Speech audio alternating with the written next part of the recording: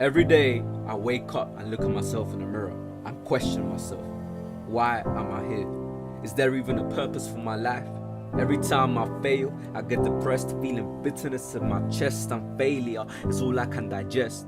But the Lord replies, from every crack in a tree to every detail in a flower, from every storm, every drop of rain, from the lines of the palm of your hands to the numbers of hairs on your head, to the numbers of veins on your wrist. How can you question me, your Lord God, to exist and suddenly create you, but you think I missed your purpose for you to assist for my glory? I created you long before you were physically born, and when the time was right, I said, daughter, for my glory, you are now dismissed. God is the architect of our life. You were created because your life has a purpose. You see, in God's right hand, He holds the pencil of life, and He begins with sketching it very gently. We do not design our own life, therefore in the same way we're not the architect of our life, we are actually the canvas of the 21st century. He draws an image of your story, He knows everything but is complementary. The edges are perfect, the shading is flawless. Sharpening His pencil with His glory, He begins to sketch out your story, shaping you out uniquely, individually from the start. He sketches you out in your very best moment, which is yet to come. And He touched the canvas of flesh and said, I'll give you so much of my image that you'll be forever blessed. God is our architect, and you are created by His image.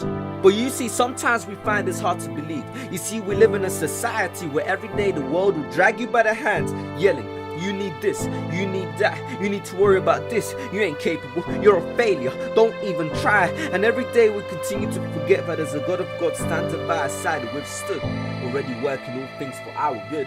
You know, He is like thousands of architecture blueprints all into one. From 2000 BC to AC, from the walls of Jerusalem to the Great Ancient Building to the Colosseum, to the Eiffel Tower, to the Parliament, to the Empire State Building, to the Shard.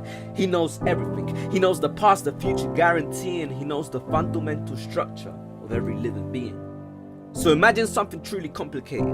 What if you were in charge of building your own house? I mean, you needed the ideas, the creativity, let alone all the raw materials set in front of you. Can you picture a huge pile of stuff? Blueprints, boards, nails, pipes, wires, tools, everything you need to build an amazing house for your kids and spouse. Would you be able to do it all alone? Or would you need help from the guy who knows it all? Oh, His name is Jesus, the guy on the throne who actually knows how to build your life on the stone.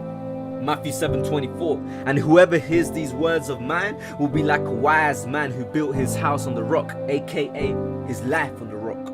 Romans 8:28, we know that God makes all things work together for the good of those who love Him and are chosen to be part of His plan. You see, this isn't a promise for everybody. Not all things work together for the good of everybody in this world, but they always work together for the good of those who love God and trust God in their plans. So stop saying that God doesn't work all things. God has a purpose for every season of your life. The lonely seasons, the sad seasons, the seasons of success, the seasons of waiting, the seasons of grief, the seasons of confusion. God has a purpose for every season of your life, and I wonder what season you're going through right now. Do you believe God is working for you right now? And you know, Romans 8:28 says all things. It doesn't just say all good things. It means every single event, no matter how dark, shameful, feeling discontent, no matter how guilty, bitter your heart feel, God can bring the good out of that dent despite saying 10,000 times, oh Lord Jesus, I repent. So stop focusing on what you used to be. Don't worry what you've done, because I mean God took your L, smacked your loss on the cross, 1 Corinthians 15:57. But thanks be to God, He gave us victory for our Lord Jesus Christ. Proverbs 24:3-4. A house built by wisdom is made strong by understanding, and by much learning the rooms are filled with all richness and pleasing of great worth.